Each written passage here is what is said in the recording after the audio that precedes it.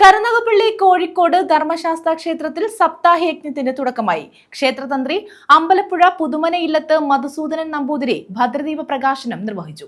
യജ്ഞം 12-ന് സമാപിക്കും.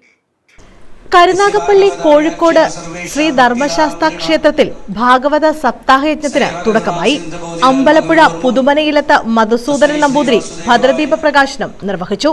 ക്ഷേത്ര പ്രസിഡന്റ് സുരേഷ് പനക്കുളങ്ങര ഗ്രന്ഥസമർപ്പണവും ആചാര്യവരണവും നിർവഹിച്ചു. സപ്താഹ കമ്മിറ്റി കൺവീനർ മോഹനൻ പിള്ള നിറപറ സമർപ്പണം നിർവഹിച്ചു.